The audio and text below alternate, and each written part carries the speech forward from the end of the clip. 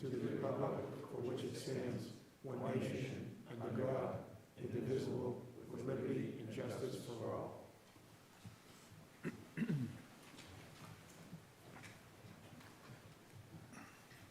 Thank you. Mr. Canty, please. Thank you, Mr. Chairman.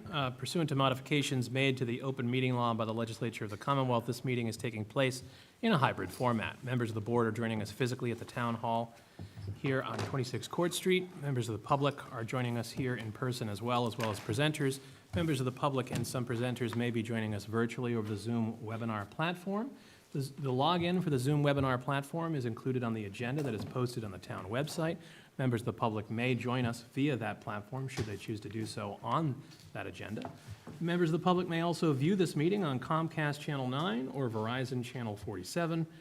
And members of the public and anyone else in attendance are reminded that pursuant to Massachusetts general law, any person may make a video or audio recording of an open session of a meeting of the Select Board after notifying the chair, subject to reasonable requirements of the chair, so as to not interfere with the conduct of the meeting. At the beginning of the meeting, the chair shall inform other attendees of any recordings. At present, we are aware of a recording being made by the local scene, formerly known as PAC TV. Thank you, Mr. Chairman. Thank you, Mr. Canty. We're going to move right on to the licenses. There's two for Eversource, work order 14881108, work order 132-18831. Wish of the board. If my colleagues have no questions or concerns, I would make a motion that we approve the two work orders under licenses as a group. Second? Discussion? Motion by Mr. Canty, second by Mr. Golden. Mr. Golden? Yes. Mr. Blutzer? Yes. Mr. Canty? Yes. Mr. Mahoney? Yes. And myself, yes, unanimous. Moving on to the first agenda item. Historic District Commission appointments, 2 one-year terms. We have a Michael Lombard and a Charles Vautrin. I see Mr. Vautrin here. And you, sir, Michael Lombard. Okay, would you like to come up and say hello and tell us whatever you might want to say, if you want to say anything? And there might be a few questions. Just identify yourself for the record and make sure the green light's on, please, on your microphone. My name is Michael Lombard. I'm a Plymouth resident. I live actually on Samoset Street, right outside the Historical District. I also operate a small business here in the Historical District. It's a tour company, and I've been involved with Plymouth as far as working on the Mayflower, a lot of historical since I retired back in 2004. But I'm actually very interested in being on the Historical District Committee. I think it offers a great opportunity to know more about Plymouth and offer as a lot of knowledge that I picked up over the years working with Mayflower, working on the ship itself. I'm also interested in the downtown, the architect that I see on the buildings and stuff. Really impresses me and impresses the guests I tour around in my car or my vehicle, which is basically an all-electric, looks like an oversized golf cart. It's called Miss Vicky's Tour, and one guess who Miss Vicky is. But would really please me to be on the board. Thank you. Any questions? Yeah, any questions? Any questions, Mr. Lombard? No? Okay, thank you, Mr. Lombard. Mr. Vautrin?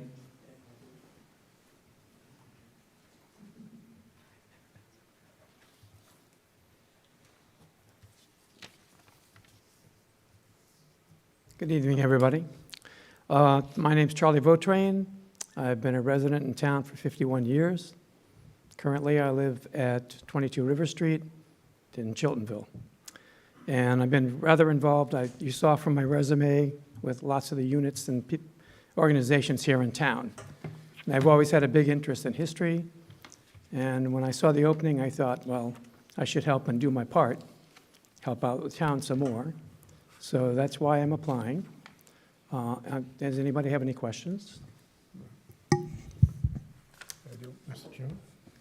Go ahead, Mr. Blutzer. Mr. Vautrin, what concerns do you have and what improvements do you think we can do to our historic district? Well, I do think it would help if we could expand it, number one. Make it larger. Because that's one thing I'm concerned about, is keeping historic buildings and houses and things in town as historically accurate as we can do. My own house is 1884, so that's not too old in this town, but that's the main thing I can see. I don't know what else I can tell you about that, but, answer your question? Okay, all right. Thank you. You're welcome. Any other questions for Mr. Botrain? No, Okay, thank you. thank you. Wish of the board? I make the motion that, actually, we have a 2-year and a 3-year, right? Is that what it Two is? one-year Two terms. one-year terms. Okay. Yeah, motion to appoint both candidates, obviously, Mr. Votrain and Mr. Lombard. Second? Second. Motion by Mr. Blitzer, second by Mr. Canty. Discussion? Mr. Golden? Yes. Mr. Blitzer? Yes. Mr. Canty? Yes. Mr. Mahoney? Yes. Myself, yes. Congratulations, gentlemen. Thank you. you. The next appointment is Agriculture Committee appointment. And there's different terms. There's a 1 2-year term and a 1 3-year term. And one applicant, Danielle Green.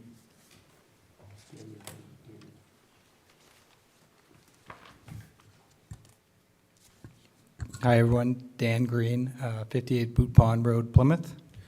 Thank you to the members of the Select Board for giving me the opportunity to speak tonight on my appointment to the Agricultural Commission.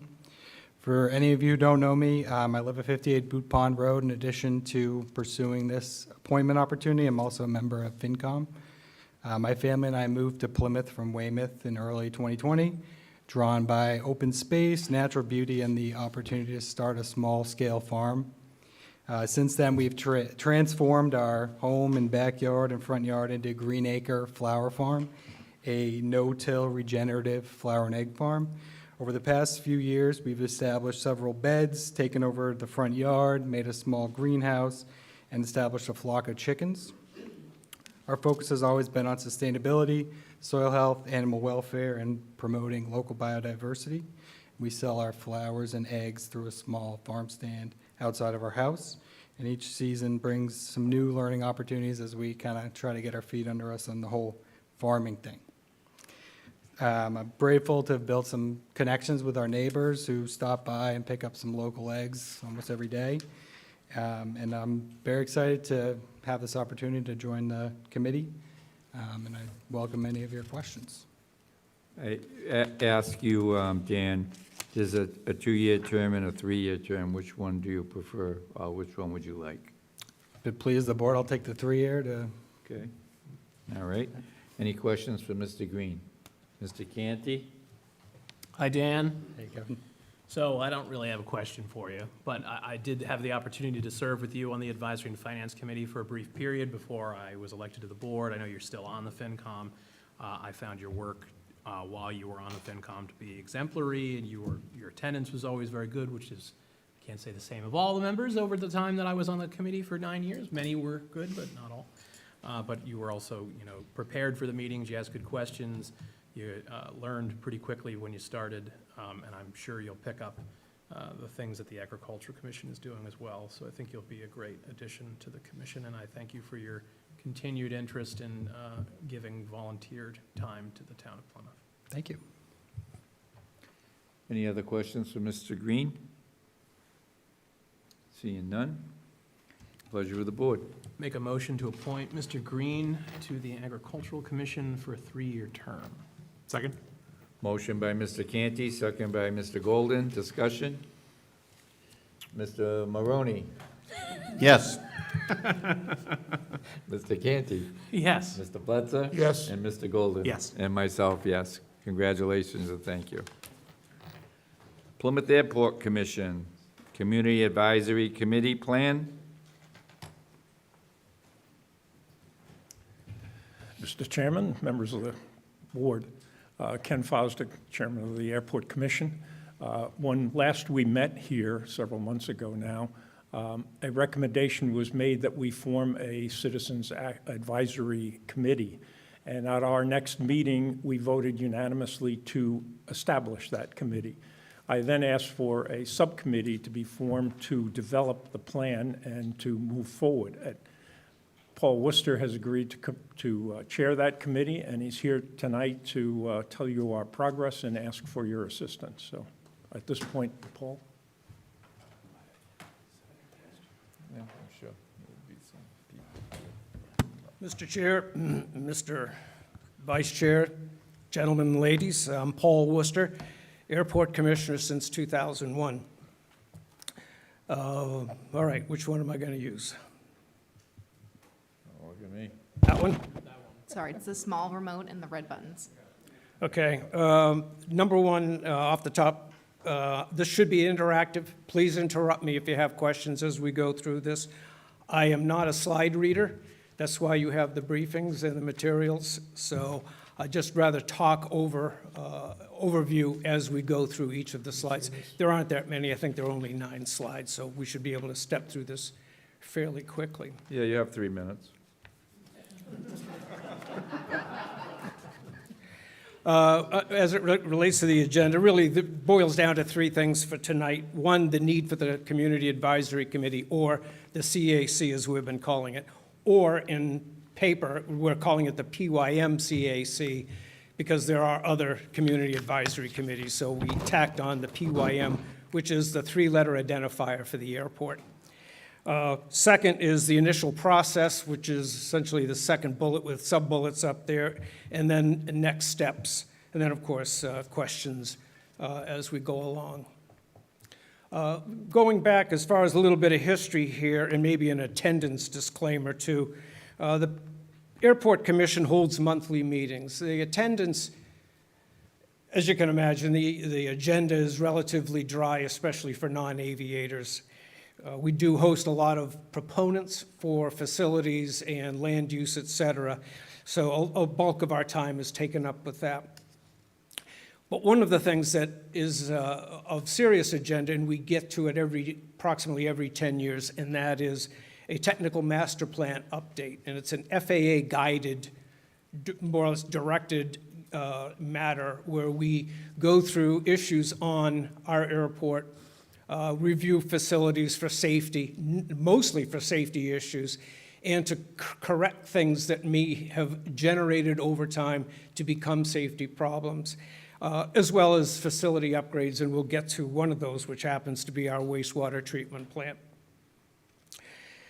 We started the Technical Master Plan update back in 2021, and again, the attendance by citizens was relatively missing, I guess to keep it simple. We had done what we thought was a very good job at advertising that we were doing the master planning. The agenda and the minutes do reflect that we have master planning agenda items and discussion at every single meeting, and this goes back long before 2021. Anyway, so we get into that. Out of the technical master planning, I know you already know this, but just for a quick review, a proposed runway extension was on the agenda, or as a proposed outcome of the technical master plan, including some other issues, solar farms, wastewater treatment plant improvements, et cetera. Things got a little testy as we were going through the technical master plan update. And again, the bottom line there, the select board suggested that we create a citizens advisory committee, which, as Ken pointed out, we started. Over the last winter and spring, I think I addressed most of these things. I guess the bottom line here on this slide, the more urgent need is there's a lot of bits of information getting out into the public that was erroneous, or maybe a little more mildly stated, misleading. That led to certainly an emphasis point for us to establish the CAC and try to get it going as fast as we possibly could. So we established a internal working committee composed of 4 airport commissioners. We established this organizing team, conducted a lot of scope and scale in a public setting. And the public was invited. Again, attendance was pretty decent at first and then pretty much tailed off as we went along. And that's okay. As we went through this, we basically, in order to promote the CAC, we came up with 2 items: the charter, as I've been calling it, or the plan. And that was largely taken from the old Plymouth Airport Advisory Committee of now 15 years ago. It served as a good model back then, and we felt that it was a good beginning for establishing the ground rules or the actual operating instructions for kicking off the CAC. We also expect that that plan or charter would be more fully developed once the members are appointed.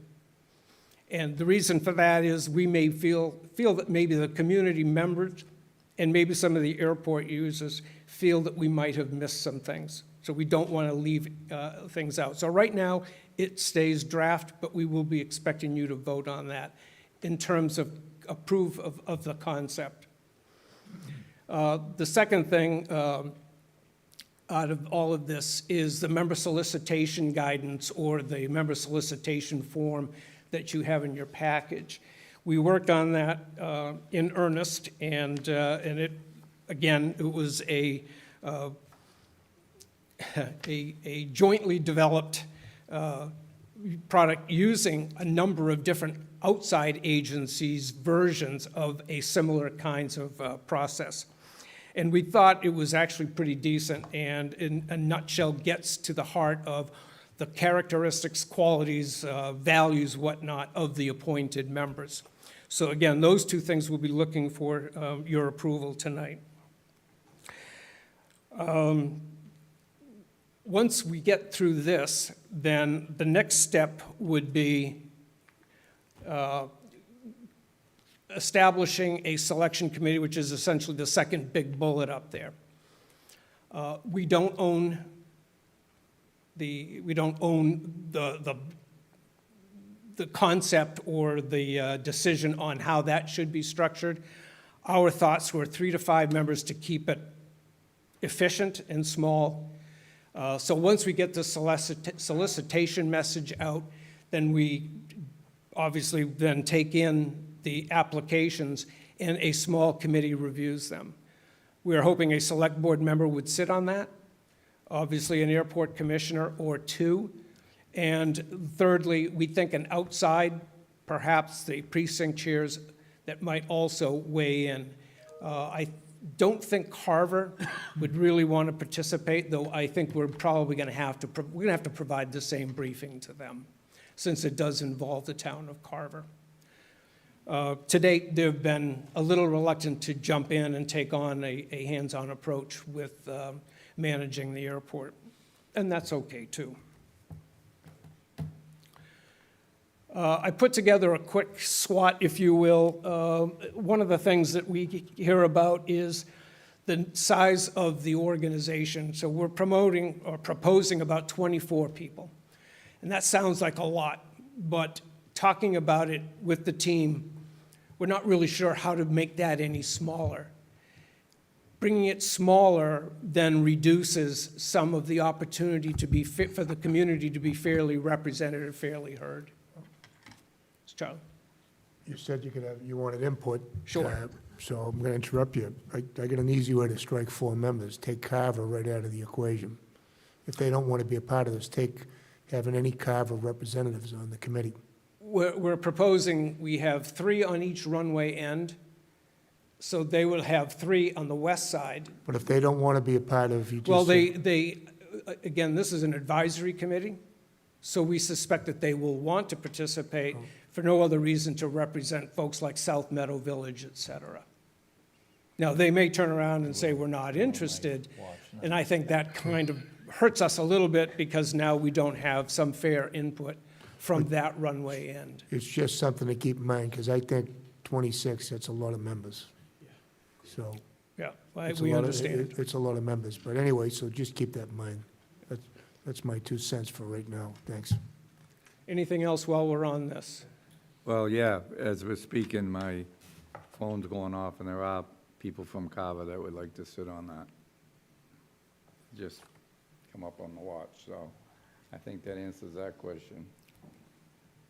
And if it abuts their community, it's part of their community, they should have, at least be offered a seat. That's my, I mean, if it were me and it was the other way around, I'd want it that way. Okay. So, Mr. Canty? 26 is, It's actually Well- 24. well, the materials that you gave us outline 26 members. Okay. One member of the Select Board of Plymouth, one representative selected by the Carver Select Board, 4 Carver residents, 8 Plymouth residents, 8 airport users, 3 airport commissioners, 1 full-time airport manager, and then specialists that are added on an ad hoc basis. That is like, in my opinion, having served on multi-member boards, about 3 times as large as a functional deliberative body in town. 26 is a tremendous amount of membership. That's almost 3 full town meeting precincts of people.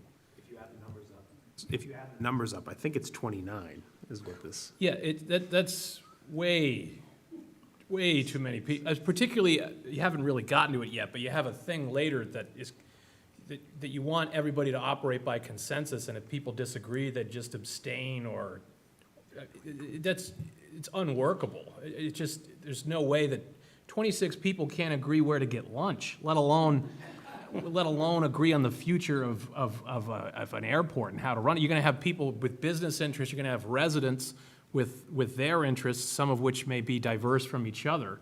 And that people are gonna spend hours talking about something and then just abstain if they don't agree with the rest of the group is a very, in my opinion, an optimistic outlook on human nature. People are gonna vote no on something they disagree with, because that's why they're there, to advocate for their perspective or their group's perspective. I don't see how this body will ever reach a conclusion on anything, to be honest. Mr. Bletzer and Mr. Golden? Unless there's a reason, it was a reason for consensus, because I was confused about that too. Instead of no, why a consensus? Was there a reason for that? You might have a very good reason. Well, I think it's more representation than it is consensus. So I guess consensus actually works out of representation. So if you've got 4 interested runway ends, because whether it's a noise complaint or allegations that we're polluting the groundwater, whatever, comes from essentially 4 areas around the airport. That's how the airport operates, is off 4 runway ends. So I'm not exactly sure how you would dial that down to a representative, for example, off each runway end. We could more easily cut down the number of airport user members, but to cut down on the citizen representation, in my mind, I think it's, or in our selection, or our development committee's minds, a little bit more problematic. I understand it seems unwieldy, but between absences and whatnot, remember, this is an advisory committee. It's a way to do a 2-way promotion of things that are about managing an airport and things that the FAA does to manage an airport that we just have to roll with because it's an airport under their guidance. Airspace is owned by them. The airport's run and managed by us. So it gets complicated in terms of education. Education's a big component here. I'll, if it's all right with you, Mr. Chairman, I'll defer to Mr. Canty for a moment, who I think is going to tell you a little bit about getting a quorum with 26 members. Yes, exactly. If you have a 26-member committee, you need 14 people in attendance at all times to have a quorum. So the more, because it's always, even if people aren't appointed to those positions, if there are 26 on the commission or the committee, it's the full membership of that body that's counted as a quorum requirement under the open meeting law. So if you're doing it because you're worried about absences, that's the wrong, in my opinion, the wrong approach, because you're setting yourself up to have quorum issues. I think it goes back to what I said just previous to that, which is we're more concerned about neighborhood representation, Okay. a diverse neighborhood representation. Thank you, Mr. Mr. Chairman. Golden? We're writing this plan for essentially the select board, and for us to be able to implement it as a good two-way communications instrument. If the select board feels, we're asking for your vote of approval for the plan, the charter. If you think it's unwieldy, we'll manage it down and we can see how it goes. I think it's definitely unwieldy, and I think you guys have put a tremendous amount of thought into it, but I think you've crossed the line into overthinking how you get representation on this committee. I will say, too, that I think membership should be open not just to abutting neighborhoods, but there are people in the community who have an interest beyond the abutting neighborhoods in the future of the airport. So while I think that we need to have representation from the abutting neighborhoods, I think it's okay for there to be non-abutters as part of this committee. So I have a proposal for you that I think could reduce this. I also want to add that this is a citizens advisory committee, so I think airport operator interests should not be included in this unless they are a resident of one of the two towns. So I would recommend that you bring the committee size down to 13. I think there could be appointments from both the Airport Commission and the select boards from each of the towns. I think you folks have, I think, nailed the ratio between the two communities at a 2-to-1 ratio. So I would propose that the Airport Commission appoints 3 members to this committee, 2 from Plymouth and 1 from Carver. I would suggest that each of the select boards do an appointment of a 2-to-1 ratio. In this case, 6 from Plymouth and 3 from Carver. And I think that you folks should have a designee from the Airport Commission, a single designee, not 3, who represents the commission to the committee and the committee back to the commission. That would bring your total to 13. You could have I serve as the chairman of the wastewater, groundwater Citizens Advisory Committee. You could have your airport commissioner designee serve as the chair and be a non-voting member, except in the instance of a tie. I'm going to agree with Mr. Canty. You can't operate under the consensus model that you folks have proposed. Unless the purpose is to never get anything done, you can't adopt that model. So if you take my suggestion, have 13 members and abandon the consensus model, and the purpose of a public body is that the majority of those folks who are are present for the meeting and voting get to make the decisions. So I would suggest do 13, operate on a majority rule, and I think you'll be in a much better position to get a yes vote from this group. Mr. Mahoney? Paul, what's the life expectancy of this committee? Well, we initially envisioned it to cover these kinds of things, real or perceived. And we initially thought, this is probably good for, 2 to 5 years. We've then since thought it through, and knowing how we went from the peg to nothing, and now we're reinventing it again, in perpetuity is not necessarily a bad idea. And that way, it allows us to be able to have that educational mechanism in place for the community. And in turn, the community feels that there's a forum for their matters or their issues as they come up. Do I think it would actually show extended interest for 10 years and longer? I don't know. People's interests seem to come and go. We've seen this since we got through the last master plan update. There's ebbs and flows. It absolutely does. And when you can't encourage people to attend an airport commission meeting, Because again, our airport commission meetings are open, the agenda's available, the minutes are available, and people's interest just drops unless there's something there that they perceive is harming them. And it's a very poor forum for us to educate the public, which this would then provide. But it's also one of the, how do you encourage the public to be engaged? Since we've started this discussion with CAC, we've actually had a few community members that are regular participants. And that's not a bad thing, that's a good thing. I would like to have seen them years before that showing interest, but it is, well, I'm preaching to the choir, you know what it is. Sure. So philosophically, I certainly have experience with larger committees, and I'm in agreement that 26 or more is kind of a very large number. And we could debate what the perfect number is all night, but on the issue of the community of Carver, I think a lot of communities, irrespective of what the issue is, there's a lot of issues that don't stop at the border of a community. And I just want to make sure that Carver is very much invited to be a part of this process. And if they're not a part of the process, it's because their leaders choose to take them out of it. We have to make sure that we're inclusive of them, and if they don't want to participate, that's their call.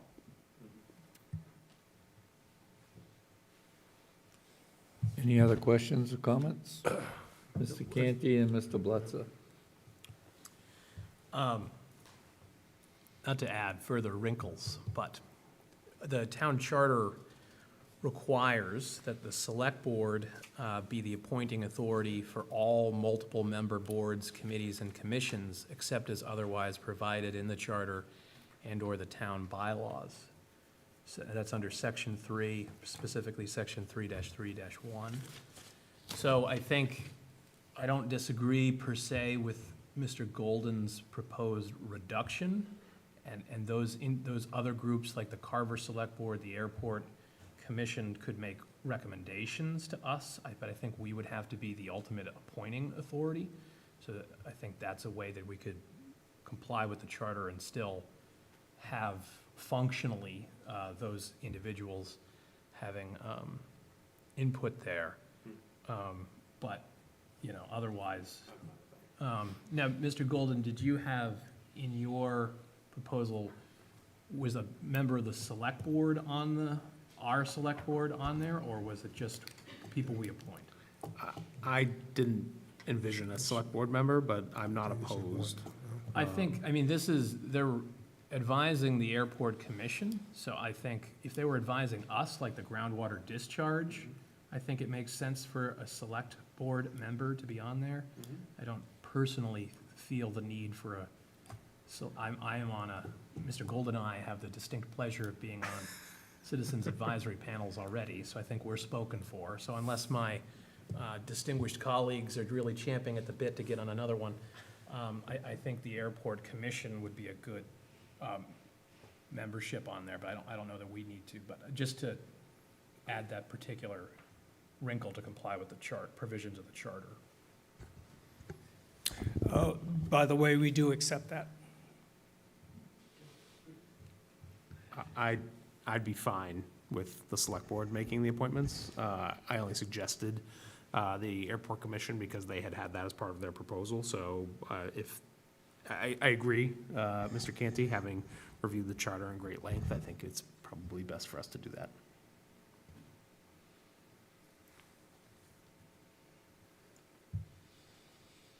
Good.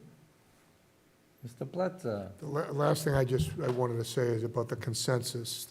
What I agree with in the decision-making, the committee will operate by a consensus. What I agree is B and C, where it says if members disagree with the approach or solution proposed, they should make every effort to offer an alternative for consideration that will be satisfactory to all members. And C, members should not block or withhold consensus unless they have serious reservations with the approach or solution that is proposed for consensus. So I just, I like that part. If you're going to disagree, come up with a solution, because we see this all the time. especially under public comments. People come in and they criticize, but they don't come in and say, here's what you should do. They just tell us what we did wrong. So I like that part of the consensus, that if you disagree with the solution, give us a better solution. So I do agree with that part of having a consensus. Thank you.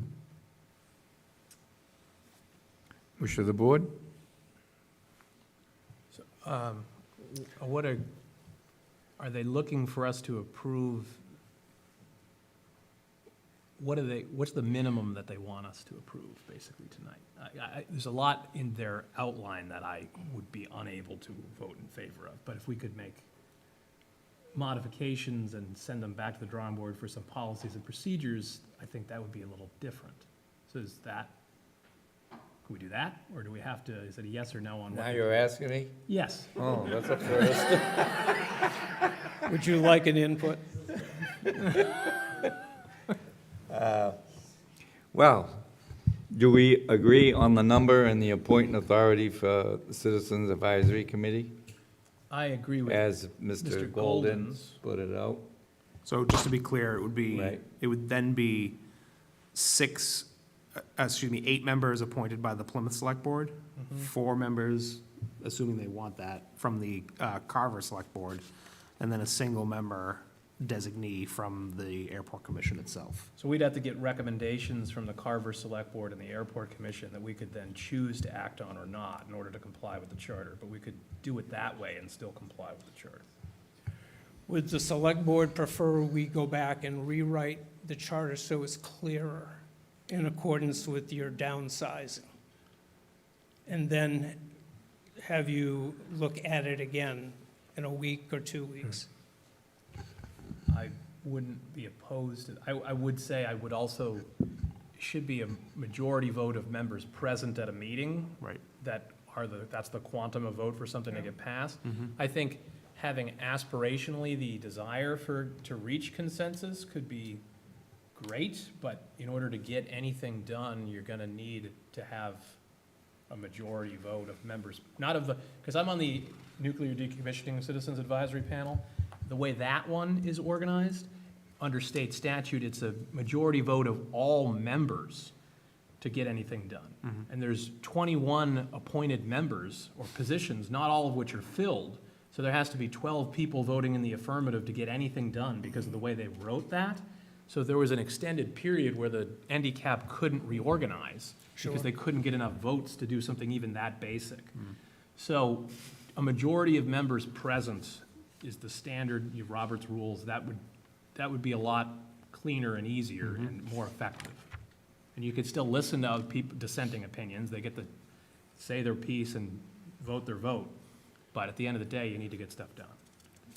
All right, well, I'm standing here representing our development group, so I would propose that let us take this back and make sure they're all comfortable with where we're headed here, and then resubmit to you a revised charter or plan. And then I think that would probably make things a little bit simpler and easier for you to Yes. accept. I agreed. Mr. Golden has No, his I'm- hand up. I'm No, good. go ahead, Charlie. Yeah, and if you could get it back to us as quickly as possible, because this is this committee it's a long time coming. Yeah. We've talked about this, and there's issues, and I want to hear from the professionals that run the airport, but the input from the residents. I see it by emails, all the emails we're getting, but, and also people that have stakes. The residents obviously have a stake, they live there, but the folks that might have businesses there and like the Cape Cod Community Colleges, and, I want the airport to be successful, but I want the residents to have quality of life too. So this committee, this advisory committee, has got to be a good makeup of people that they're going to come to us with the accurate information. It's, we can't have somebody with an agenda. It's got to be, this committee's got to work together so everybody can cohabitate there. That's what I want to see, and I want to see it as quick as possible. I think sometimes, government moves slow sometimes, and I think we get a bad rap that people think that we don't care, and it's simply not true. It isn't. We do care. But we need to do this right. We need to, at this point, you're gonna go back, you've listened to what we've, Mr. Canty, Gold, and all of us, all of the select board, and hopefully you can come back to us with something that everybody can agree on, and we vote on it. You start having your meetings, and you start working together for Plymouth, that's my mantra, working together to make Plymouth better. So hopefully we can do this quickly. I don't want this to go on for months. Right. Okay, so, Yeah, we can do that. yeah, and it's something, when you do have your first meeting, I'd like to come and just see it in action, and, so. All right, second order of business. I'm not in the committee. Can we get approval for the application form to make that public? We know that can happen coincidentally or concurrently, that word, while we're reworking the plan. Because we would like to get the word out there that we're looking for these people. And I think the solicitation message is pretty clear, and I think it's straightforward. Mr. Golden? I was going to ask if we could hear from the public on this situation as well before we Sure. conclude, Anybody before like to speak on it? the commission leaves here tonight. But if we want to take up the issue of the application, I'm fine doing that first. Okay. Want to take up the application first? Sure. All right. Is that a motion for Mr. Golden? It wasn't, but I'll make a motion to approve the application form submitted by the Airport Commission for the future to be constituted Airport Community Advisory Committee. I'll second that. It's pretty straightforward. Motion by Mr. Canty, second by Mr. Blitzer. Discussion. Mr. Golden? Yes. Mr. Blitzer? Yes. Mr. Canty? Yes. Mr. Mahoney? Yes. And myself, yes. Great. You're approved for that one. Is there a member of the public who'd like to speak on this? Come on up and make sure the green light's on. Identify yourself for the record. You have 3 minutes. Thank you, gentlemen. Thank you. Hi, Steve Lantang, 21 Baldwin Circle. I like what I heard, the recommendations tonight, more of the public, and that's what it's supposed to be, out in the community. My only question is, and I don't know if it's in the plan they gave you, the packet, is how are they going to get the word out? Be on the website. Does she want to address that? Casey or Jay? How are you going to get the word out? So Matt Curdle, Airport Manager. The plan was, we were probably gonna, with the help of Casey, get it out through the new position as the Communication Coordinator. And I believe that a lot of these committees as well have like an online application as well as like a paper application. So I was gonna work with the Town Manager's office to get it online on the Select Board's application area. And the plan is to probably have mailers as well. I'm just not sure of how far we're going yet, because we still haven't determined. I know Mr. Golden, you said you might maybe want it further than the 3 miles or 5 miles that we suggested. So it depends, I guess, when it comes to the mailers, but mostly I think it'll be mostly digital, honestly. Mr. Chairman? Matt, who handles communication with the town of Carver? I'd have to reach out to them and figure that out. Is that the town man? You're the point person predominantly for that? For the town of Carver, Yeah, so who's going to communicate? I would with her? communicate to the select board of Carver and then have them send it out through, I don't know if they have a communications coordinator as well, but Do you ever talk to do they have a town manager over there, a town administrator? or- administrator, but I think it switches really frequently over there, so I'd have to. Okay, all right, we I'd don't have have to to go into find out that. who it is. Mr. Brindisi, do you communicate with your colleague or whoever this individual is? I do not. I know they were going through a transition this past spring. They were recruiting a new town administrator. Do they have that individual in place? Not that I'm aware of. Okay. All right, I just think it might be, in It might be in our best interest if at some point in time, Derek, you Yeah, maybe establish contact with that town hall over there and see what's going on. yeah, and the plan is to also, like Ken was saying, and Paul was saying, is to actually present this to that select board as well, and we could probably open up that line of communication there Okay, as well. all right.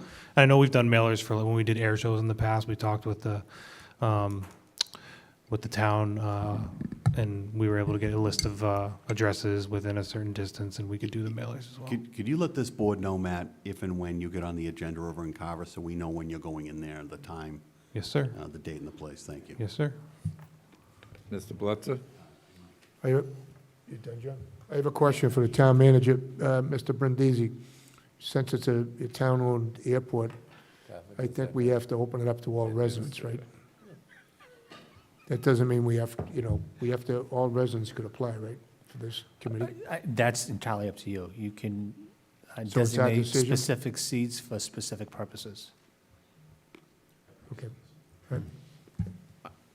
I would just Mr. suggest Golden. that we open it up and we take the philosophy that we're going to create representation for the abutting neighborhoods. We're going to place a priority on those, but, as I said earlier, the interest in the airport extends beyond those neighborhoods, and so I think if there's a qualified and articulate person who lives beyond those neighborhoods, who can represent the interests of the greater community, we shouldn't disqualify them just because of where they live.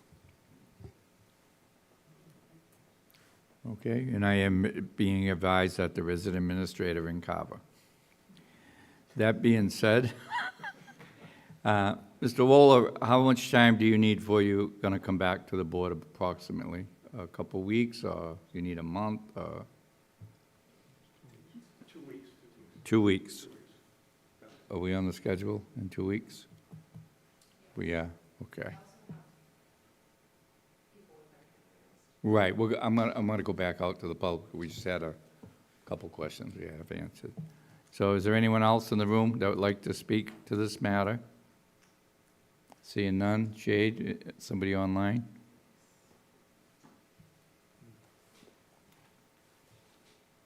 Ms. Davis, how are you?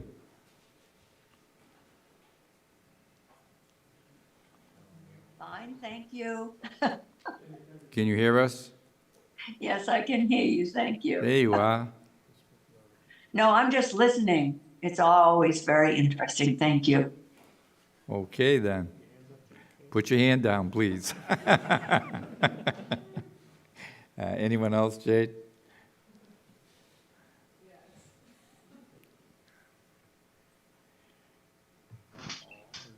Hello? Hi, my name is Paul. Hi, Paul. Thank you, members of the board. I'm very impressed at your openness of including everybody. This is not happening around the state and other locations I've looked at. I do want to just weigh in very briefly because you spent a lot of time on this issue already. I want to dispute what the board, the commission stated regarding misinformation.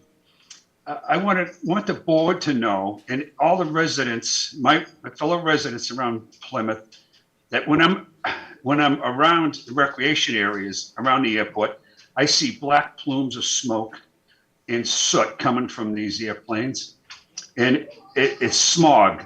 It's the worst form of pollution in any form of transportation. We're all trying to drive our Priuses around, drive bicycles, and we're putting windmills out in the Nantucket Sound to try and cut down on our greenhouse gases. And now the airport's trying to extend their airport and continue this problem of pollution.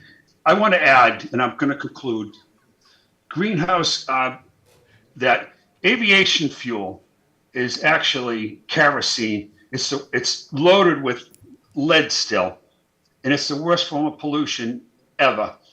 And I'll close by saying this. The airport commission stating we're going to have 90% coverage, won't cost us anything, is baloney, to put it mildly. This is our tax money that we're using. Even if we don't have to pay 90% of it, it's our tax money that's being wasted right now. And I implore people to get involved with this. And again, my thanks to the select board tonight. Thank you. Thank you. Jade, is there anyone else online?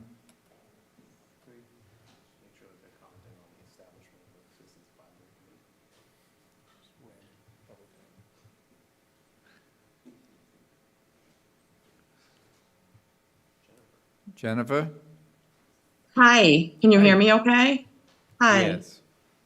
My name's Jennifer Hanlon. I live at Sushala Way. I'm in a butter of the neighborhood, the airport. Thank you for trying to get this going. I hope that this can be a very positive format. There are a lot of neighbors who have been attending monthly airport commission meetings. And I will say, from hearing from others, they're very discouraged. We speak our voices, but we're not being heard. So that may have something to do with attendance. We've spoken monthly for about at least a year, maybe more, and nothing gets changed in the positive. In fact, the noise has gotten worse and more direct over our homes. So I hope that this isn't a committee that is just going to appease what the select board had asked for, and that it's something, I don't even know what it's supposed to achieve, because I'm not sure if the members, what sort of vote or decisions they'll be able to make. So that's sort of a question I have, is the members of this committee, you're talking about votes and decisions. What sort of decisions is the airport commission going to be allowing? We need to have a voice that is heard, and what sort of checks and balances will there be that we are going to be heard and listened to? Because it hasn't happened so far. So I guess that's my question. So thank you. Thank you. Did you want to respond? Ken Fosdick again. I totally agree with the formation of this committee as an opportunity for us to communicate on a better, and have a better understanding.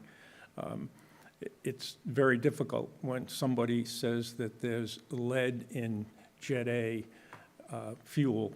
It does not exist. It does not have. So I'm not here, we're not here to have an argument as to what we hear and don't hear. I think this is the way to resolve those issues, is for people to understand our side. We hear what is being said at our meetings. We understand what's being said at our meetings. We also have certain requirements that we can't abuse. So we need to explain that so everyone sees the position from both sides. So I applaud this moving forward, and it will happen quickly. Thank you. Mr. Golden? Thank you, Mr. Chairman. I think to answer the commenter's question, the purpose of an advisory committee is to make recommendations to the deciding body itself.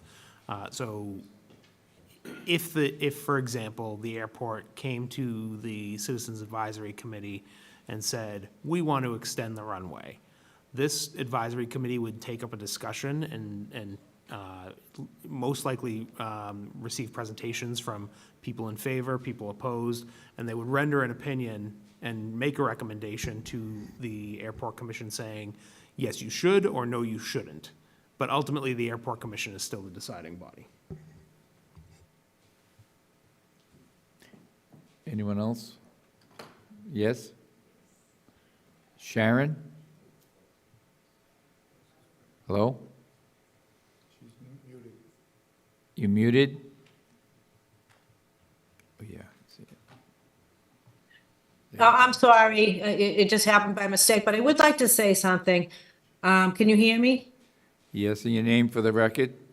Okay, it's Sharon Reset. Okay. Okay, so, no, I understand what Jen is saying about, the lead in the fuel. And so I know the jets, they don't have the lead in the fuel.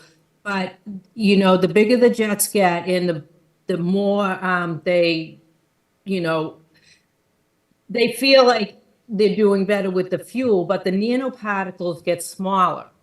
Okay, Okay, and with the all due respect, we're nanoparticles- not debating the fuel from jets twe're- Okay, but they just we're- get we're having a smaller and then discussion in the air and on- you don't smell them and Excuse we're all me. inhaling them. And I mean, Excuse I me. work right on the runway. Thank you. And Anybody we else? smell a lot of fumes, so. No one else? Okay, the idea is to try to stick as close as we can to the Citizens Advisory Committee. And I, and I do have patience, but the debate tonight is not what's in the jet fuel. And there will be a time for that. They go to your meetings, I'm sure. But tonight is not the night for that, so. That being said, does anyone else want to speak under public comment? Well, not public comment, I'm excused, to this discussion. Okay. Be nice now. Tree risk assessment. Thank you very much. We'll see you in a couple weeks, gentlemen.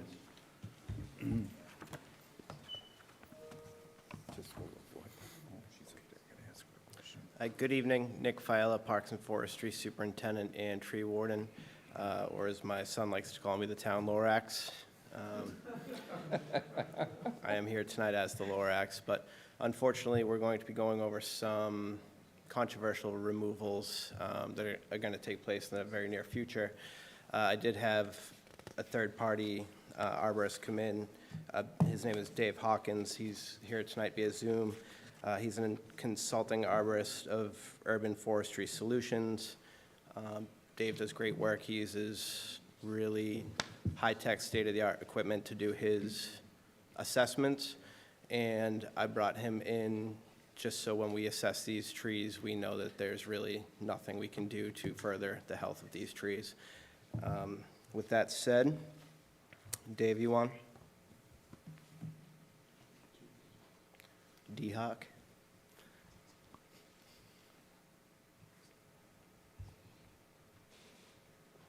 Dave, nope. If it's not working, I don't mind going through that. How's that? Can you hear me now? Hi, yes. Okay. Am I going to be on video or just going to listen to me? I think we're just going to listen to you, Dave, and we can Okay. scroll through the reports briefly.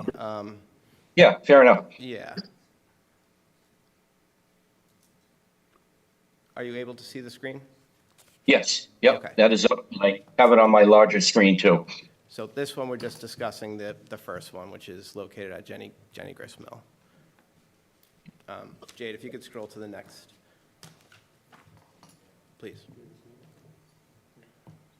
Thank you. That's good. Oh, does my thing work? Oh, got it. Thank you. Okay, Dave, go ahead. Okay, hello, everybody.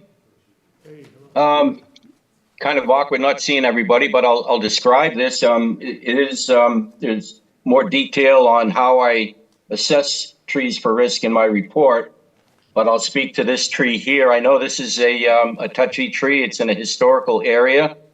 It's not long for this world.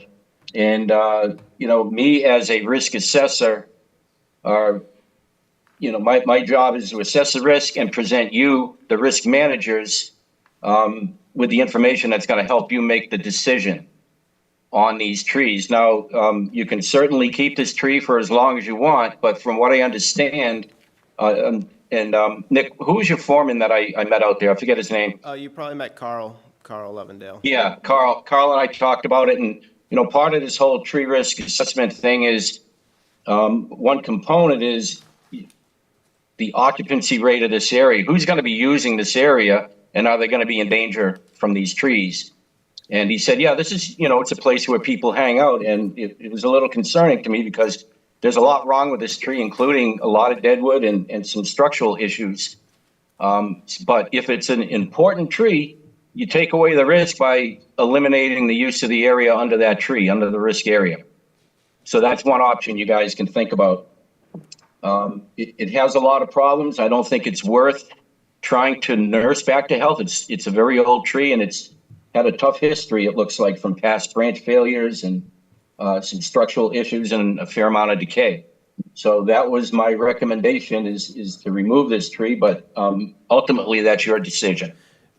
And I just want to add to that, that this tree is right when you're pulling into Jenny Grist Mill on your right. It's that massive beech tree that overhangs the sidewalk where tours and pedestrians are walking, by the thousands every day. So with that said, Dave, with your recommendation being to remove as the tree warden for the town of Plymouth, unfortunately, I would recommend removal of this tree as well. Yeah, I agree. I'm a tree warden in my town, and if we had these beeches in Pelham, Mass, and it was in that condition, I would concur and recommend that or just take it down. You don't need a hearing necessarily if it's a risk tree. No, I won't be having a hearing for this tree, for any of these trees, as they're hazards to the public. I think I went the wrong way. Okay, so the trees that are in yellow here are removals. The trees that are shown in pink, and it's okay if you can't read it from where you are, we'll get into more detail as I scroll through. The trees that are in pink were recommended as removal or monitor. These are all within the Chiltonville area, which I grew up around those trees. I know the neighborhood loves those trees. Again, that's why I brought an unbiased opinion arborist in to make the assessment. We did decide that the ones that are in pink here, we are going to continue to monitor. I walked the neighborhood I've met with some of the abutters and residents, including Chuck Bramhall, who, of the Bramhall neighborhood, is also an arborist and a former tree warden, and he was in agreement with the trees in yellow that we're going to go over now, that he agreed that they should be removed. And again, the ones in pink, we are not planning on removing at this time. Unfortunately, they may be removed in the future. I don't know if I would come before you again for an informative session to explain the removals, but I think in this report you'll see the direction they're heading in. I also want to say we are taking steps toward trying to improve the health of these trees, including treatment for beech leaf disease, which is really what is causing a lot of the decline. Another thing is age, which is bringing rot and other defects to the trees. So that said, I will move on to the first removal. Dave. Yeah, okay. So, yeah, this is a big street side tree in between the road and the sidewalk, a real tough environment for any tree, especially one this big. And from what I understand, and correct me if I'm wrong, you're planning on new sidewalks in this area? So these removals will allow the DPW to improve the sidewalks. I'm not exactly sure of their schedule or what they're planning on doing, but I have met out there with engineering and the assistant DPW director to discuss improving these sidewalks. The removal of these trees isn't specifically for improving the sidewalks, but by removing them, we'd be able to. Right, okay. Yeah, sidewalk aside, this tree, again, very old. It has a lot of decay inside of it. Not so serious because it doesn't have a lot of crown to put a lot of stress on the decayed areas. But what I've done is I have a device called a wood resistance drill, and very, very non-invasive. And it gives you a little picture of what's going on inside. And I did drill this tree, and it is hollow. It has about 4 inches of solid wood on the outside, and then it starts to decay, and then there's pretty much nothing in the middle. This will never get better. The decay is always going to spread faster than the tree can compensate for it and new growth around it. So the sidewalk issue, if you start excavating near the roots, you're just going to make it worse. And then with the beech leaf disease, you got another hit on it. So again, this one I recommended to be removed. Not a huge risk to anybody, but if it does fall, it's going to impact sidewalk and the road. But I don't see anything huge coming down. But it is a tree that's on its way out, and eventually it's just going to topple over.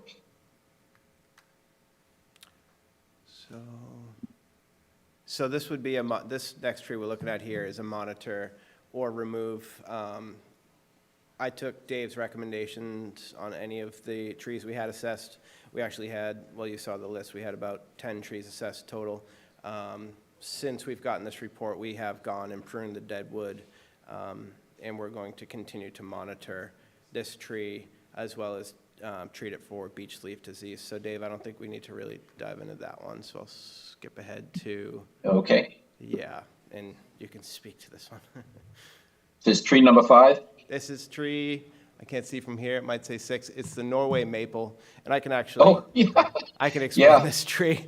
This was just on the assessment, and it is a removal. So, you know, anytime we start, I'm predicting anytime we start a chainsaw in this neighborhood, people are going to run out and ask us what we're doing, and that's because they love the trees, and I think that's great. So I put this one in here just so you can see it. It's basically a statue with 1 liter coming off of it. Very poor condition, not going to get better. This will be a removal. This is at 1 River Street. Right, yeah, and that leader that's over the road is just gonna fall in the road. That tree's full of decay, just a matter of time. And I believe my crew probably cut that leader at this point, but if not, the whole tree's coming down, so. Yeah, yeah. This is a removal. It's a European beech. This is at 73 River Street. Go ahead, Dave. Yeah, this one here, basically, this is another tough spot. It's between the road and the sidewalk and directly under the wire, so it's been pruned back for decades to clear the lines and resulted in nothing in the middle. So you have all your new healthy growth growing on an angle out over the road and terminating at an area that's significantly decayed. So again, this is just a matter of time before that branch falls over, probably in some storm or under load from snow and ice, but it is gonna fall over. I didn't see the need to even drill that one to find out how much decay it is. Just the whole structure of it is a risk to the road, and it's big enough where if it hit a car, it could cause some damage or injury. So I gave it a moderate risk rating and recommended it be removed. And we do plan on removing it before it gets hit with a snowstorm and falls, so.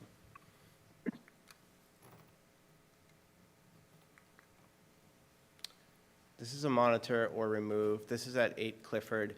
Unfortunately, and Dave, I'll let you speak to it, but unfortunately, this one is moving toward a removal because of its condition. But Dave, as you did the assessment on this tree, I'll let you speak to that. Yeah, this one, again, you got utility lines right over it. You got the road.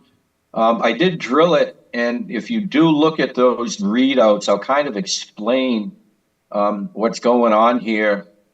If you look at the right side, you see the readout with all those pointy kind of parts, ups and downs, and that's good resistance in the wood. You want to have a reading like that. It's almost like an EKG. Once that line starts to level out a little bit, that indicates that good wood is turning into decay. It doesn't have the defining resistance readings like you would have on healthy wood. So I think that whole middle of that tree's on its way to be the decay. Eventually it's going to hollow out. So that in its form itself, just because it's been pruned back, for decades, that causes decay. Every cut causes a little bit of decay in that area where the branches meet. So those things here, it said monitor if you wanted to prune that back and reduce weight, but I really think that that one's on its way out and could be a risk to the road with that possible decay inside the trunk.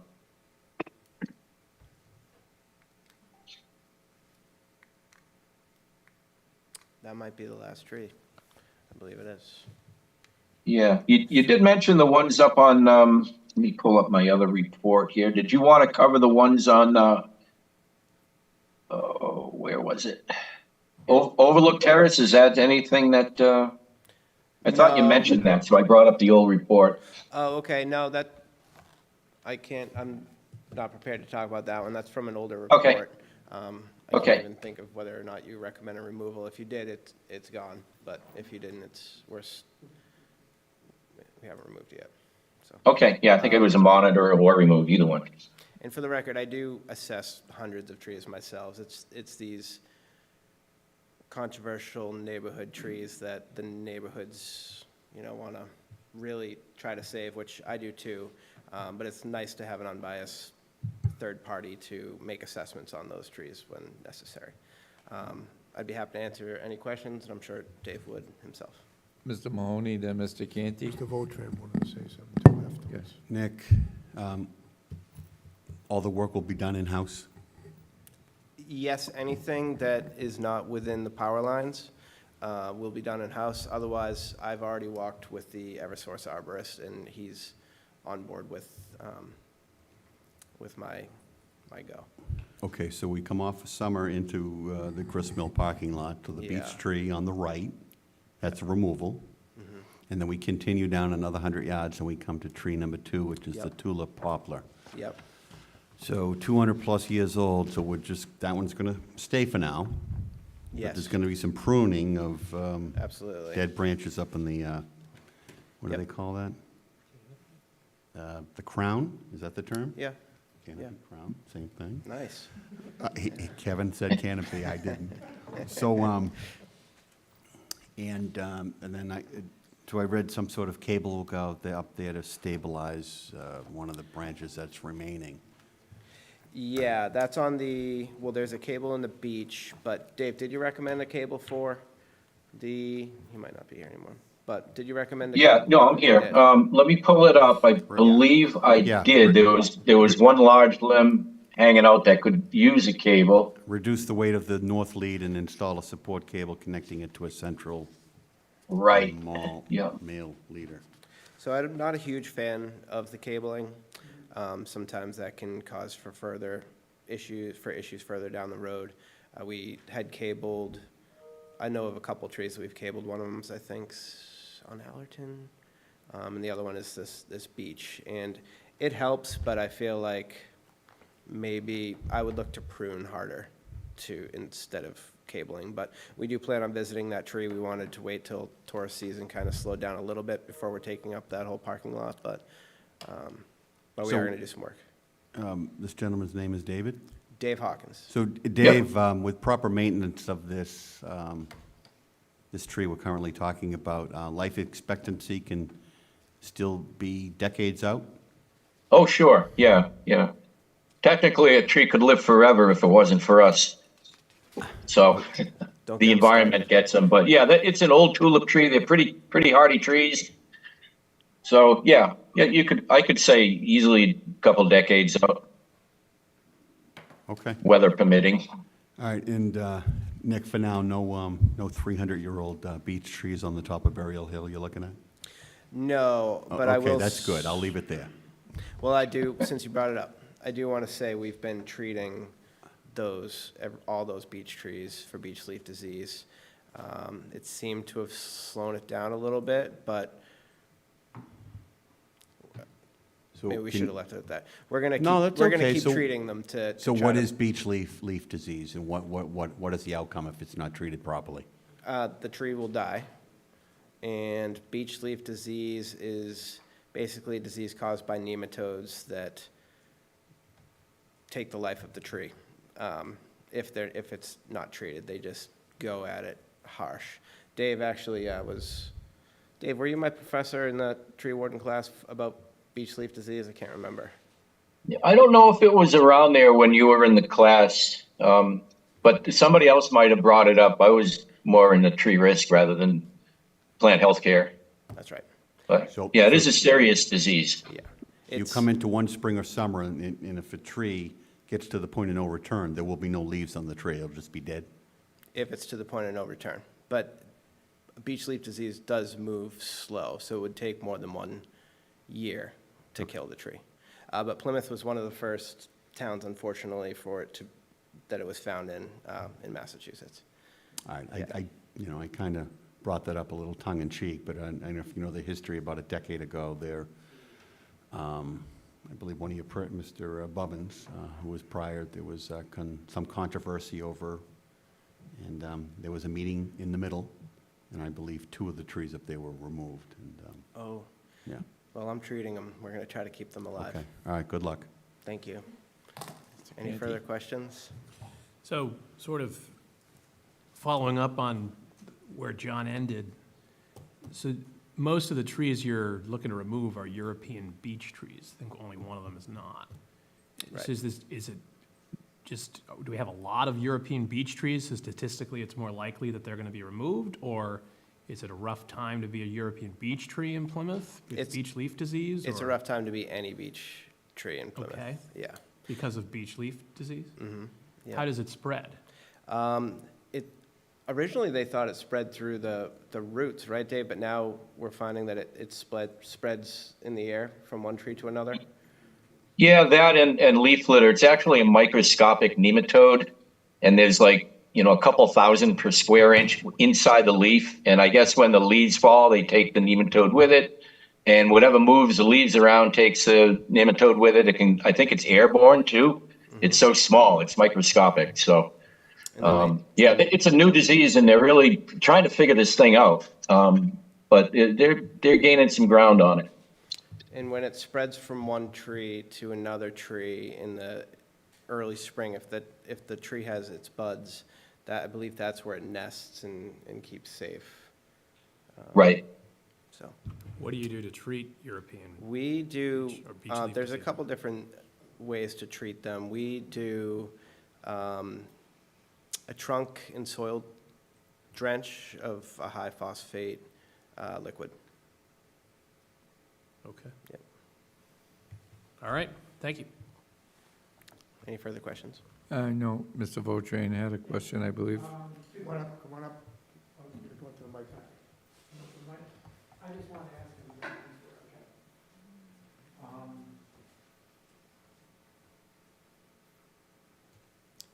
Charlie Votrain, as I said earlier, I live on River Street, so I wanted to know where that first tree was that came up. Number 1 River Street, is that the? The very first tree you had up, you said it was River Street? It looked Yeah. almost like it was on the road, and Bramhall's Country Store was behind it. So it's, if you're heading toward Bramhall's and the fork in the road, I believe it's directly to the left as you approach that fork. Right, And near the it's- church. Yep, and it's basically a statue with a bunch of rot in 1 liter. Yep, Yep. okay. And then I've heard about what he's talking about, the nanonite things, because we noticed that our beech tree, there's something's happening to the leaves, and that's what it is. And we had a company called Save a Tree, and they're talking about treating it, like you were talking about. So it's supposed to at least slow it down. Our tree is only about 50 years old, but it's pretty big. Okay, No, thank you. That's correct. It's not a cure, but it slows it down. Right, Yeah. all right, thank you. Thank you. Any other questions? Seeing none, we hear about removal. Any plans to replant? We're removing them? So I wouldn't replant in these exact locations only because of the crowns are already so close together. But I'd be open to replanting trees within Chiltonville. I'd have to explore where they would go. And then, of course, in Jenny Grist's Mill, we have plans. We might put a Liberty elm there that would be donated, I think, through the Mayflowers. I can't remember who's donating it, but we do have plans to plant another beautiful tree there. Okay, because it would be my wish that for the ones you removed, that we replace, whether even, at a place of your choice. Of But- course. Which brings me to the second time. I spent a lot of time with Mr. Cahill and the resiliency plan that he has, and some trees going right on the front lawn here of Town Hall. Do you know when any of that is, or do you need funding for that, or, So not to put you on the spot? that's I'm okay. just- Couple things. Let me just go back a little bit about planting the trees for every removal we do. We do work with the Plymouth Garden Club on Arbor Day.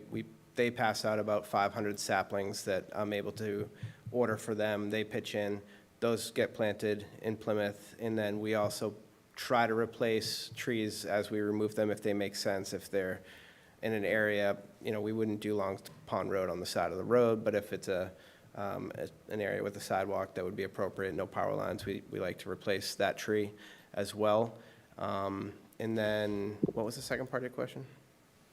Well, I've seen the plan like for town halls here out front of the green, and I see that there's trees to be planted out front here. Oh, And with- I just with- like, when do you vision that happening and all that? So I believe that is more of a Mike Cahill question. I'm not sure exactly when those were Okay, 'cause going if up. you need someone to donate a few trees here or there, reach out to me. Thank you. Our company would be more than glad to put a couple out there if that's the case. That's the reason I'm asking, so. Yeah, no, I appreciate that. Okay. And just another note while I have the podium. I'm not sure if I've mentioned this to you all before, but the town of Plymouth is a tree city. We're qualified as a tree city. We're on our 36th year consecutively. To qualify, you need to plant a certain amount of trees. You need to make a certain amount of appropriate removals and pruning. And we're one of the longest-standing towns in Massachusetts to have the title as a tree city, and I plan to keep that going my whole career. So, Thank you very much. thank you. Thanks, Dave, if you're there. Yep. Good night. Thank you. Thank you, guys. Good night. Thank you. Town of Plymouth Quarterly Magazine Information Presentation, Casey Kennedy.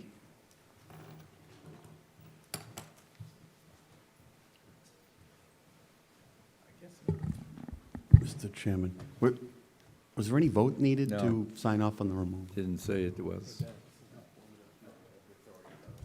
Read your packet. Good evening, Casey Kennedy, the Communications Coordinator for the Town of Plymouth. So one of my initiatives, starting as the Communications Coordinator, is to bridge the gap of communication between the community and the Town of Plymouth. So one of the best ways to do that, we figured, would be creating a quarterly magazine. So it'll come out 4 times a year. The first one is going to be presented ahead of town meeting. So it'll come out digitally on October 18th and will be handed out also at town meeting. So tonight, I just wanted to kind of present the layout and kind of what you can expect and answer any questions you guys might have. All right, so kind of as I highlighted, the purpose of the magazine is kind of going to be bridging any gaps of communication that there might have been in the past. The town, the departments, they've worked on amazing projects. They're currently working on some great projects and have some wonderful initiatives in the future that sometimes, they're too busy performing their daily duties to be able to get it out to the public. So that is where I come in. So as of right now, the working title is going to be On the Move, could be changing, open to ideas from this group as well. As I said, it's going to come out once a quarter. It's going to include current projects, a manager's minute, a select board corner, kind of upcoming event announcements, board and committee open seats, an employee interview, past events, a spotlight, and a safety highlight, just to name a few. So again, the goal is to showcase some of the great projects and events that have occurred, what's currently in the works, and what will be coming up, just keeping everyone on the same page and opening the door of communication. So some of the sections that are going to be included will be a select board section. If you did not know, you now know. You guys will have your moment to shine. We are going to have a manager minute with town manager Brindisi. Some project updates, so town employees have generously sent in some article submissions to provide some initiatives that they're currently working on or have worked on in the past. A get-to-know section kind of highlighting certain town employees. For example, this first one is going to be Commissioner of Health and Human Services, Michelle Brady. A lot of people seem to be unfamiliar with her new role, and I think it would be a great highlight of all the work that the Health and Human Services group is doing. So sections continued. We will have a We Want You, so I'll be working with the boards and committees to highlight the current seat openings, new employment opportunities, so put it out there that the town may be hiring, new employee announcements to highlight all the great new employees that have been hired, retiree announcements, people put in their time, they should get the praise and the glory.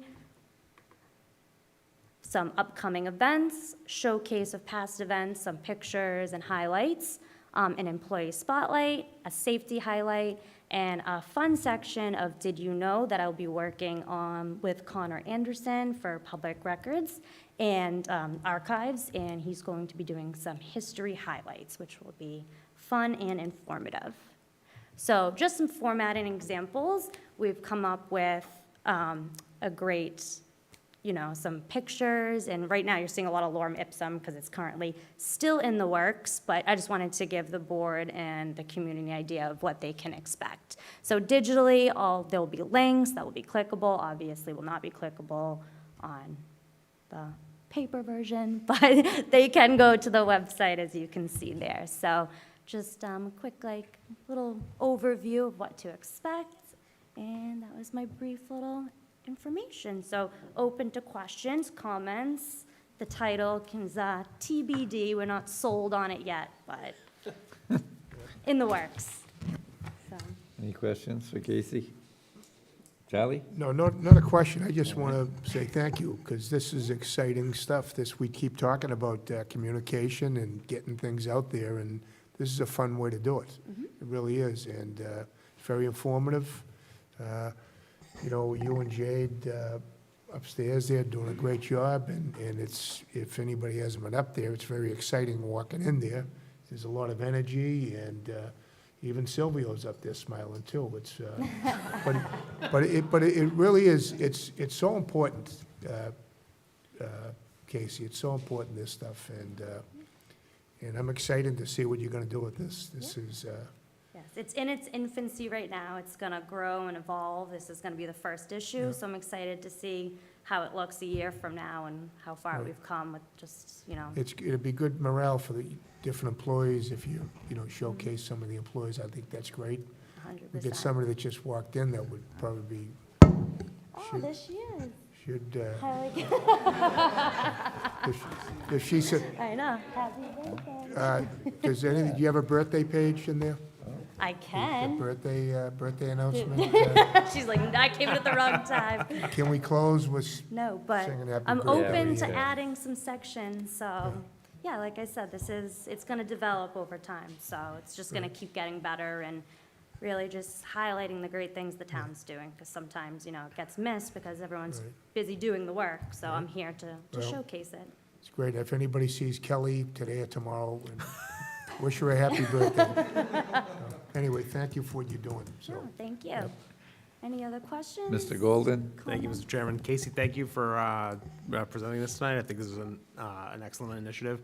I work in a number of communities that do something similar to this, and folks love it, and particularly the seniors in the community. So I'm going to channel my former colleague, Kevin Lynch, and ask if we do continue to do this, could we print some copies and get it down to the Cal?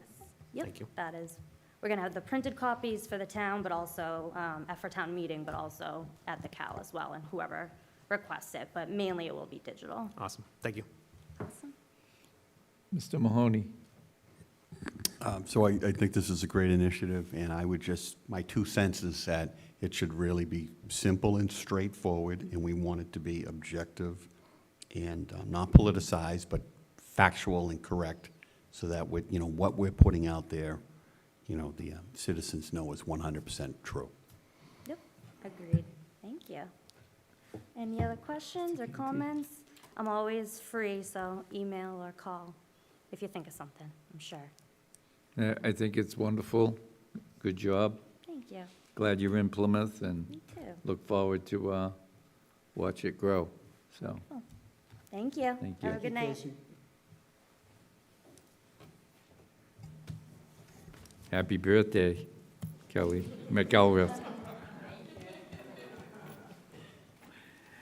Administrative notes. Any questions? We're releasing the minutes of 9:17 and 9:18. I don't have any questions, but unless there's any questions from my colleagues, I would make a motion that we approve administrative notes 1 and 2 as a group. Second? Motion by Mr. Canty, second by Mr. Golden. Discussion. Mr. Golden? Yes. Mr. Bledsoe? Yes. Mr. Canty? Yes. Mr. Mahoney? Yes. And myself, yes. Anyone wishing to speak under public comment? Please come up to the microphone, identify yourself for the record, and make sure the green light's on. Please, sir. Thank you, Mr. Chairman. Rich Cirque, Town Meeting Member, Precinct 2. I want to speak again about the issue of Bert's Restaurant, and following up on Mr. Bletcher's suggestion that we make comments that are positive rather than negative, I want to offer you the following 6 points that I would urge you to follow in order to address this nuisance. Number 1, the board should place an agenda item for an upcoming meeting with notice to the owners for the purpose of voting on whether to arrange for a full inspection of the property. Number 2, a full documentary and photographic report of the existing condition of the property should then be assembled. Number 3, the board should then place an agenda item for an upcoming meeting with notice to the owners for the purpose of voting on whether, based on the report, the property constitutes a public nuisance. Number 4, the board should then include a warrant article for the fall special town meeting, unless it's too late, otherwise for the spring annual town meeting, seeking to appropriate a sum sufficient to demolish the structure. State law authorizes this board to do so. No additional bylaw is needed for this purpose.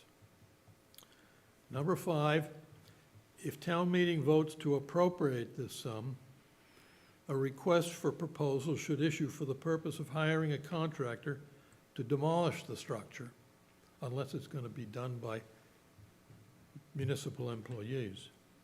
And number 6, the cost of demolition would then, by virtue of state law, be added to the tax bill for the property. I think these 6 steps can be taken, should be taken, because this property is an eyesore, it's an embarrassment to the town of Plymouth. And we're not without tools or weapons, and the state statute and the 6 points that I've come up with here are the way to do it. Thank you. Anyone else wishing to speak under public comment? Good. No. Is there anybody online? No, Thank you, we're Mr. good. Cirque. That was a joke. All righty. Town managers report, Mr. Brandisi. All right, good evening. So just as a last reminder, next Tuesday at 4 PM, we will be having an official ribbon-cutting ceremony over at Stevens Field. Again, that'll start next Tuesday at 4 PM over at Stevens Field. So those that are interested, please attend. I have a few updates I'd like to talk about this evening regarding a number of the initiatives that are underway, and I thought the board would be interested. So, as you know, the board appropriated a sum of money using ARPA funds to redesign, or I should say, look at the existing design of the training green and bring the training green in its current design back up to standard. So that design is currently underway. We're hoping that that'll be completed over the next few months, and we plan to bring an article forward at the April town meeting to reconstruct the training green. So that would include new lighting, that would include repairing the broken walkways, benches, and then providing an ADA accessible route to the training green. So again, using ARPA funds as we speak to currently design the training green.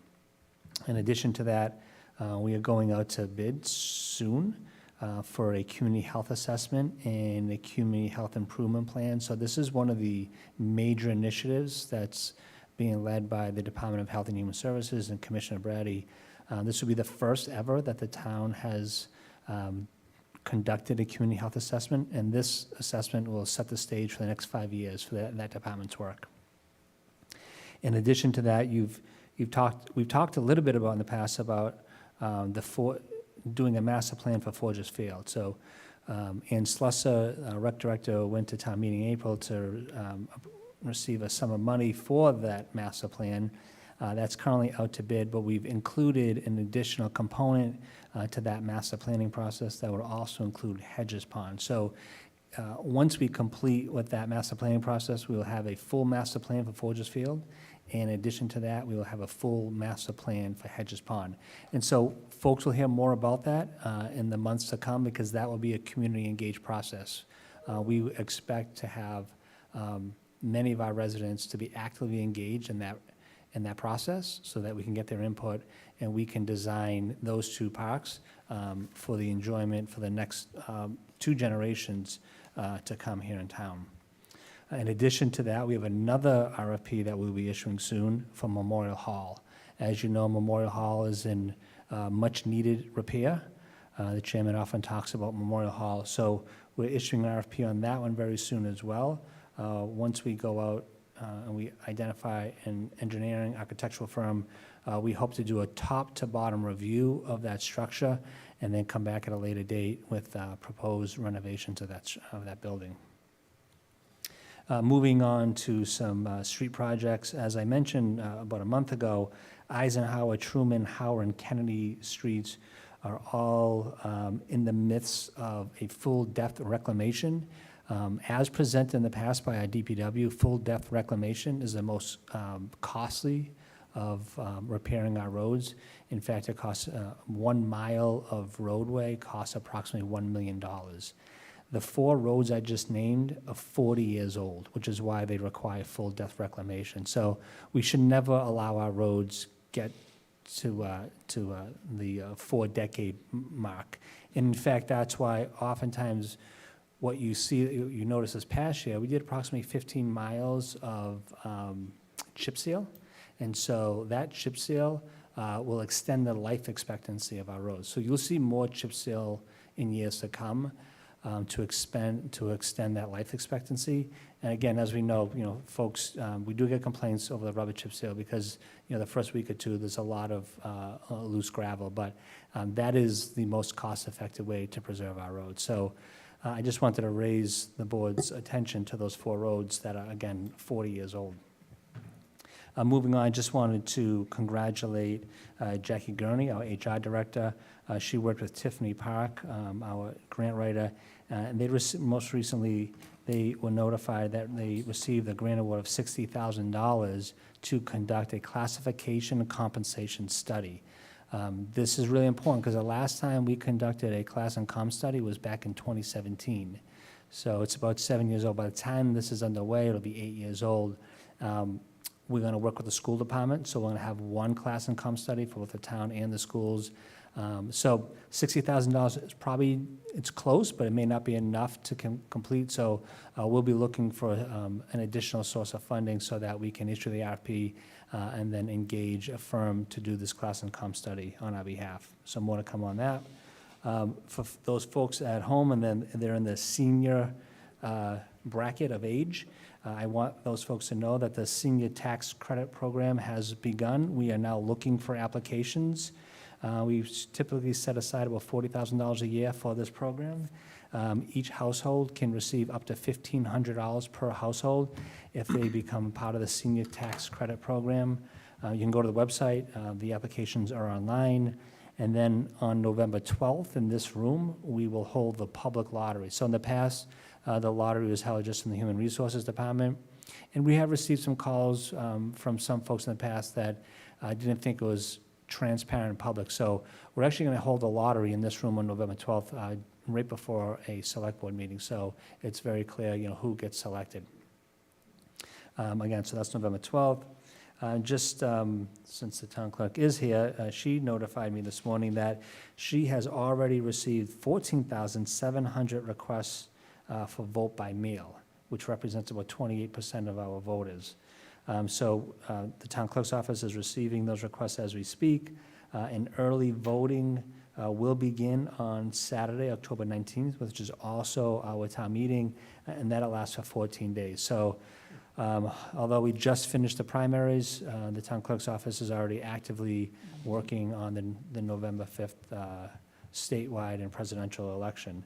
And I believe between early voting and vote by mail, that represents over 50% of all the ballots cast in our election. So a lot of work takes place. It's not just November 5th. There's a lot of work that takes place that leads up to the actual election day. And then last, because I know we've been working very closely with all of our unions. We have just 2 unions still remaining to ratify their MOAs. But what I was told today was that the school committee ratified all the contracts last night with the school teachers, the paras, and others, and they will be ratifying all of their COBRA contracts on October 5th. So we're hoping, we are optimistic that all unions will have secured their collective bargaining agreements prior to the October 19th town meeting, which is good news. I think, honestly, that may be a first in this town, that all unions have agreed on a contract prior to the fall town meeting of that year. So kudos to all those involved in those negotiations. Pending any questions, that's all I have for this evening. I'd like to reach out to our staff on both sides of the aisle and congratulate also the groups that worked with the town to get these contracts underway and get them done. I've seen a few sessions of these, and they've all gone very well. Everybody's done a great job, including the working group and the employees, so it's a nice feeling. I just have one question for you, Sure. Derek. Were you talking about a reclass for the whole community earlier in this report? It said like 60,000. Not a reclass. So we would do a Okay. classification and compensation study. So we'd look at all of our employees on the Yeah. town side and the school side to determine whether or not they are being paid appropriately based upon the position that they do. So we would analyze internally amongst like positions, and then we'd also do an analysis externally amongst communities that are similar in size and located in the same geographic area, to determine whether or not we are paying them competitively. The last time that was done in 2017. Yeah, because I thought that was part of our goals this coming up, was to do that. That's correct. So I know you said 60,000, so just guessing, not writing the number down, what do you think you might be short? I think we've received a few quotes. We think that we're probably closer to the $100,000 range, so we could be short $30,000 to $40,000. So could we use free cash if we have a healthy amount? I mean, Yes. we could, so I'd make it a recommendation that we put that at the top of our list. Because if, we have a good amount, so. Yeah, so we definitely would propose to use free cash, and that would be for the April town meeting, yes. Yeah, that would be, because it's something we need to be done, and Absolutely. it's a good way to do it. if we And, have- and it's a good point, because if you look at our cycle, we're just wrapping up. By the time, say we went to the April town meeting, we're almost 1 year into the first year of the contract. It's gonna take at least a year to get the study That's done. why I went back to it. Yeah, no, it's a good point. So by the time the study's complete, we'll have completed 2 years of our collective bargaining agreements, and guess what? In year 3 is when we start renegotiating. Oh. So although it seems that far away, 2 years is not that far away when it comes to collective bargaining. So this would line up nicely if we can get an appropriation at the April town meeting. Mr. Charlie, did you want to say something? No, I just wanted to make a comment on the chip seal. It was one of your, I have chip seal. A few years ago, they did my street, Carver Road, and my wife was one of those folks that was upset about the little loose, but I'm gonna tell you, that didn't last long. And she loves it now, and it's been great for our street. So for the people just hanging there, it goes away. they sweep as, the sweepers do the best they can. Right. But eventually, it works out, and like you say, it gets your road another 10 years. My road still looks good. Yeah. So It's a great product. it's 15% of, to pave. It's 15%, so that's a huge savings. Mhm. Yeah. Anyway, thanks. Mr. Mahoney? Thank you, Mr. Canty. So I just, Derek, you went over roads, and you talked about the 4 streets that had to go down to basically be rebuilt, and you referenced the time frame of 40 years. And you said we shouldn't let our roads go 40 years. Well, I just had to say this because Proposition 2.5 is a little over 40 years old. And when you say we, I know you're referring to the town of Plymouth, but unfortunately, the we is really the Commonwealth of Massachusetts and all 350 communities. So it's just the failed structure of that state tax policy. Proposition 2.5 allows these communities to take the roads tax buried in the general fund with 99% of the time. It artificially supports pay, pension, and health care of human resources. That's effectively state policy. We will ignore roads for 40-plus years. Some communities will figure it out sooner, Plymouth, 2017, and other communities will never figure it out. So that was a political statement. I apologize for that. Anyone else? Okay, thank you. Select Board discussion, new business? Mr. Bletzer? I just want to report, I had a meeting today, and I've been working a little bit with the new Commissioner of Health and Human Services. And let me tell you, it's amazing the work that her and Emily, her assistant, her deputy commissioner, I should say, is doing. She took me to meet the folks at Father Bill's, and the reason for that was I had some questions about the homeless population. I've seen some things in the last year or so that concern me, and we've been talking about it. I won't get into some of the things I've seen, but I did see some mental health issues, and I was concerned that why these folks in housing, or why, is anybody doing anything for these folks, that I see on the streets? And so I met today, at the Father Bill's, the local here, and the folks there, Peggy Hall is the director of that. And my eyes were open to everything they're doing. This is like, I'm not gonna say it's the best kept secret, but they're doing things behind the scenes that you just wouldn't believe what they're doing. They have, give me stats, they have over 90 units of housing in Plymouth that I did not know about. They use the church for shelters, but they actually have units that they're working with landlords, different landlords that provide them with, that they can lease units from, which is a great thing. And she told me the work they're doing with them, it's just amazing. The mental health person that I identified, they knew exactly who she was. Unfortunately, this woman does not want help, and there's nothing they can do because you can't force them into it. You can only, encourage them to do it. But addiction,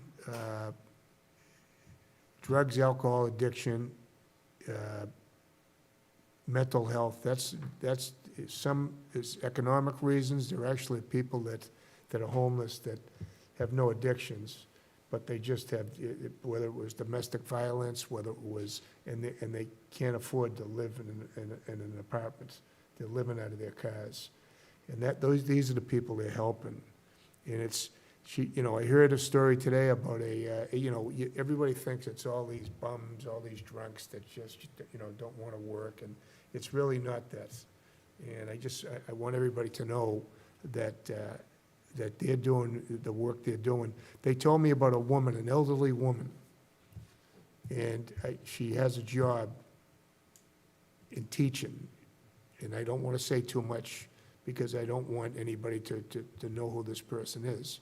But this person had nowhere to live because she was in a domestic relationship that was bad. She was living out of her car, and she was going to teach school every day. And it was just amazing. So they took her in, and they let her have a place to shower, to change, and they got her into emergency shelter, and they worked their magic to get an emergency Section 8 voucher. That woman today is living in an apartment, and she's working every day. She continued to work every day. And those are the stories. And every time you hear about homeless, you know, and I see this in Facebook, and this is one of the reasons why I hate the misinformation, the things that people say. And they talk about, well, yeah, what are you gonna do about you're creating low-income housing and everything else for the illegal immigrants. That's all you hear is the illegal immigrants. What about the homeless vets? Well, guess what? That's who these folks are working with. There is homeless vets on the street. And I can tell you this, what I learned today, I kind of already knew it. If you know a homeless vet that wants to have a home, I'll have a home for them tomorrow. I know where to send them.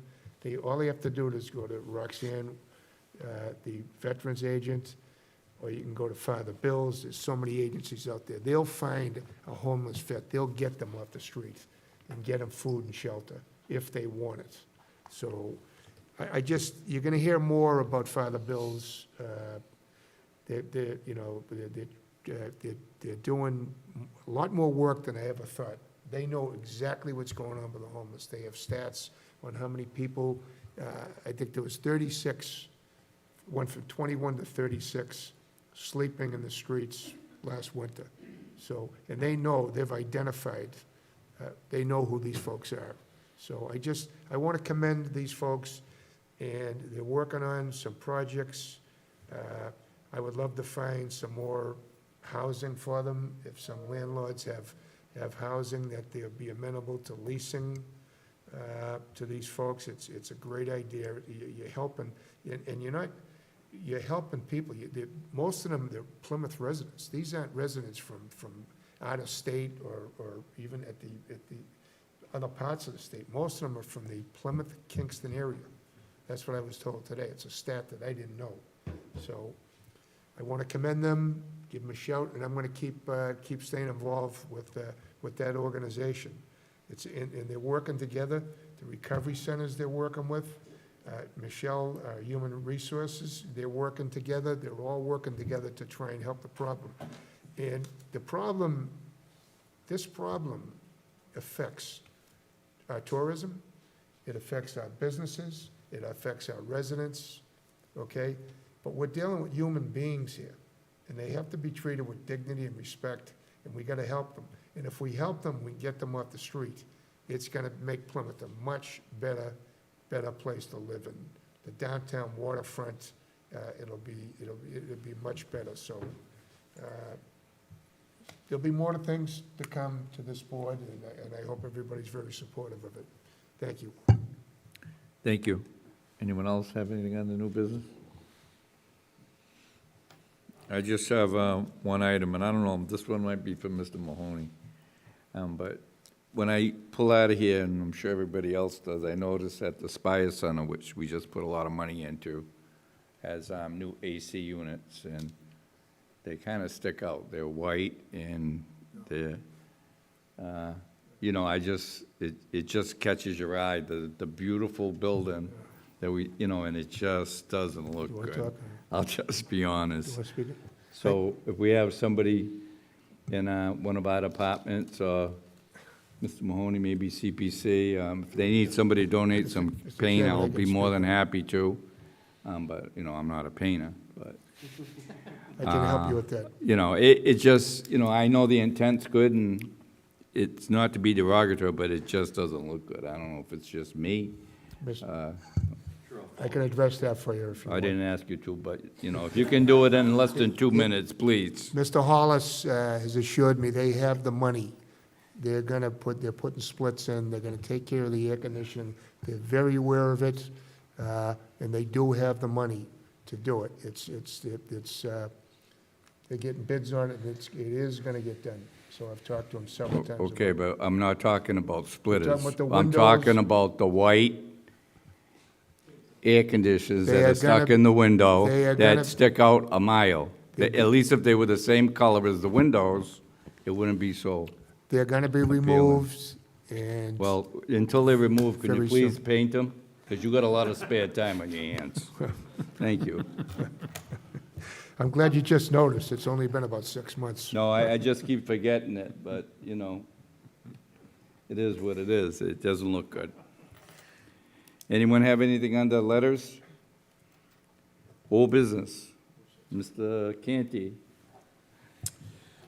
Thank you, Mr. Chairman. So, Mr. Blitzer, Mr. Brindisi, Ms. Kennedy, and myself and some others in town had an opportunity to go to a ceremony last week to acknowledge the designation of Plymouth as an age and dementia-friendly community. That's something that the board heard several months ago. And one of the things that we were asked when we were in that room was if anybody knew anyone that had dementia. I've known a few people in my life that have had dementia. Unfortunately, someone that I didn't know personally, but I knew of, that had dementia, died this past Sunday.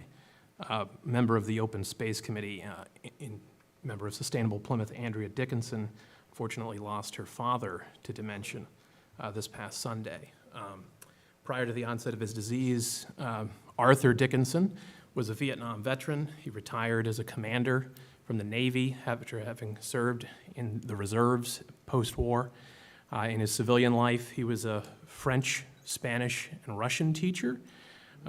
He was interested in the topics of history, astronomy, politics, and civic engagement, involving himself in the community. He lived in Harwich. Andrea lives in Plymouth, but Mr. Dickinson lived in Harwich for most of his life, and after growing up in Brockton. And the last 40 days were particularly challenging for the family. At the onset of the disease, it was sudden and was really difficult for everyone to engage with. And I wanted to note the passing of Arthur, somebody that I knew that had dementia. I never had the privilege of meeting him, but I know his daughter well, and he certainly raised a very good citizen. She does a lot for this community, and I think the passing of Arthur should be noted, as well as the importance of designating this and other communities as age and dementia friendly, so that there are resources for families that are going through this very difficult process and time, because it can take a lot to see someone slip away from you while they're still there, and then ultimately to have them be lost can be very challenging. And I'm sure I speak for my colleagues that we keep those people in our thoughts and we wish them well going forward. But